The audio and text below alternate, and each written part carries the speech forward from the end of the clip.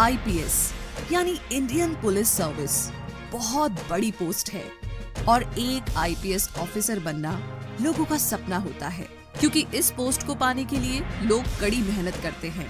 लेकिन फिर भी कुछ लोग इसमें सफल नहीं हो पाते और कुछ लोग ये नहीं जानते कि आईपीएस ऑफिसर बनने के लिए और इसके लिए किन किन चीजों की जरूरत होगी। तो नमस्कार दोस्तों, आप सभी का स्वागत है क्विक सपोर्ट चैनल में। और आज के इस वीडियो में हम आपको बताएंगे कि आईपीएस ऑफिसर कैसे बने, आईपीएस बनने के लिए क्या क्या योग्यता होनी चाहिए, आईपीएस ऑफिसर बनने के लिए कौन से एग्जाम आपको देने होंगे और इसके लिए शारीरिक योग्यता क्या होनी चाहिए।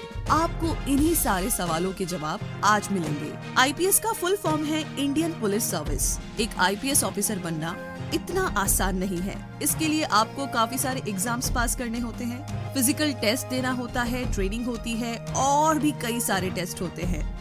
ये सब क्लियर करने के बाद ही आपकी पोस्टिंग होती है और आप एक आईपीएस ऑफिसर कहलाते हैं। इस आईपीएस पोस्ट के लिए हर साल लाखों लोग इस एग्जाम में बैठते हैं और सिर्फ गिने चुने लोग ही इसे पास कर पाते हैं। और ऐसा इसलिए होता है क्योंकि कुछ लोगों को आईपीएस बनने के लिए जो जो रिक्वायरमेंट होती है उनके बारे में अच्छे से पता नहीं होता है। तो ऐसे में आपको पता होना चाहिए कि आईपीएस के लिए योग्यता क्या है, कितनी हाइट चाहिए, कितना चेस्ट होना चाहिए, बहुत सारे और भी सवालों के जवाब पता होने चाहिए। तो आइए जानते हैं आईपीएस ऑफिसर एग्जाम की योग्यता क्या है। आईपीएस बनने के लिए आपकी उम्र 21 से 30 साल के बीच में होनी चाहिए, लेकिन यहाँ पर SC ST कैंडिडेट के लिए 5 साल की छूट है। दूसरा है आपके पास बैचलर डिग्री होनी चाहिए किसी भी फील्ड में। तीसरा है आईपीएस एग्जाम को इंडिया, नेपाल और भूटान के लोग दे सकते हैं। अब बात की जाए शारीरिक योग्यता की, तो आईपीएस ऑफिसर बनने के लिए पुरुष के लिए कम से कम 165 सेंटीमीटर यानी कि 165 सेंटीमीटर लंबाई होनी चाहिए। ये जनरल कैंडिडेट के लिए है। अगर आप SC और OBC कैटेगरी के हैं तो इसके लिए आपको कम से कम हाइट 160 सेंटीमीटर यानी कि 160 सेंटीमीटर होनी चाहिए। इसके अलावा 84 सेंटीमीटर चेस्ट यानी कि सीना होना चाहिए। आगे महिलाओं की बात की जाए तो महिलाओं के लिए हाइट कम से कम 150 यानी कि 150 सेंटीमीटर होनी चाहिए, जो कि जनरल कैंडिडेट के लिए है। और अगर SC OBC कैटेगरी की महिलाओं की बात की जाए तो लंबाई 145 यानी कि 145 सेंटीमीटर होनी चाहिए। इसके साथ ही महिलाओं की चेस्ट 79 यानी कि 89 सेंटीमीटर होनी चाहिए।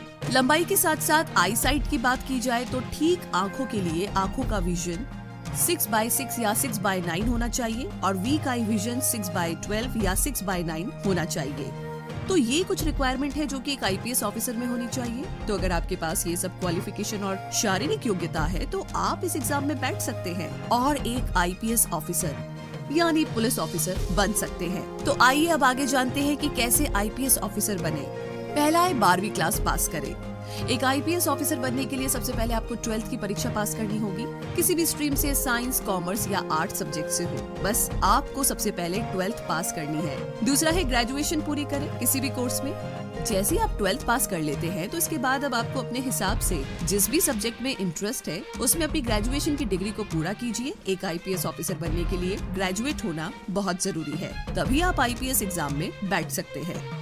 तीसरा है अब यूपीएससी एग्जाम के लिए अप्लाई करें। जैसे ही आपकी ग्रेजुएशन पूरी हो जाए तो इसके बाद यूपीएससी एग्जाम के लिए आप अप्लाई कर सकते हैं और आप चाहे तो फाइनल ईयर में भी इस एग्जाम के लिए अप्लाई कर सकते हैं। तो अगर आपको IAS, IPS, IRS जैसे एग्जाम देने हैं तो सभी के लिए आपको यूपीएससी एग्जाम देना होगा, क्योंकि यूपीएससी ही इन एग्जाम्स को कंडक्ट करता है और ये सबसे मुश्किल एग्जाम है। जैसे ही आप यूपीएससी एग्जाम के लिए अप्लाई कर देते हैं इसके बाद आपको 3 मेन एग्जाम को क्लियर करना होगा।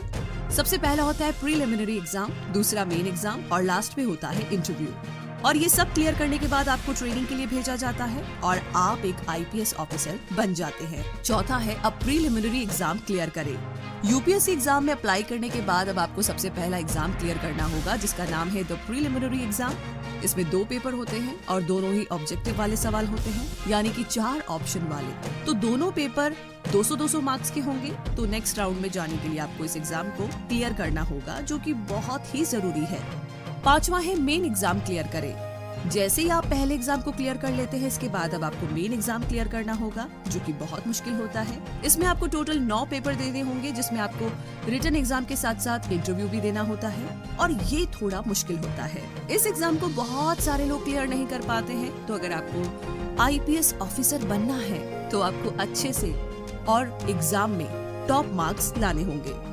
नंबर 6 पर है इंटरव्यू राउंड क्लियर करें। जैसे ही आपके दोनों राउंड क्लियर होंगे, उसके बाद अब आपको पर्सनल इंटरव्यू के लिए बुलाया जाता है, जो कि करीब 45 मिनट का होता है। तो आपको इंटरव्यू क्लियर करना होगा। यहाँ पर कई इंटरव्यू लेने वाले पैनल होते हैं जो आपसे काफी मुश्किल और ट्रिकी सवाल पूछते हैं। तो आपको इसके लिए तैयार रहना होगा, तभी आप एक काबिल आईपीएस ऑफिसर बन सकते हैं। नंबर 7 पर है आईपीएस ऑफिसर की ट्रेनिंग को पूरा करें। जी हाँ, जैसे आप ये सारी चीजें क्लियर कर लेते हैं, इसके बाद आपको आईपीएस ऑफिसर बनने के लिए ट्रेनिंग पूरी करनी होती है।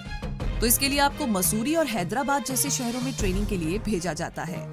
जैसे ही आपकी ट्रेनिंग पूरी हो जाती है, उसके बाद पोस्टिंग दी जाती है। तो इस तरीके से आप एक आईपीएस ऑफिसर बनते हैं। और इन सारी बातों के साथ हमें पूरी उम्मीद है कि ये वीडियो आपके लिए काफी यूजफुल रहा और हेल्पफुल। तो अगर ये वीडियो पसंद आया है तो लाइक आप कर चुके हैं, थैंक यू सो मच। लेकिन लाइक करने के साथ साथ बाकी सब लोगों के साथ इस इन्फॉर्मेशन को शेयर करना बिल्कुल ना भूलें। साथ ही चैनल को सब्सक्राइब कीजिए और ऑलरेडी आपने कर लिया है तो बेल आइकन को प्रेस करना ना भूलें ऐसी और भी अपडेट्स के लिए। इसी के साथ इस वीडियो को देखने के लिए बहुत बहुत धन्यवाद।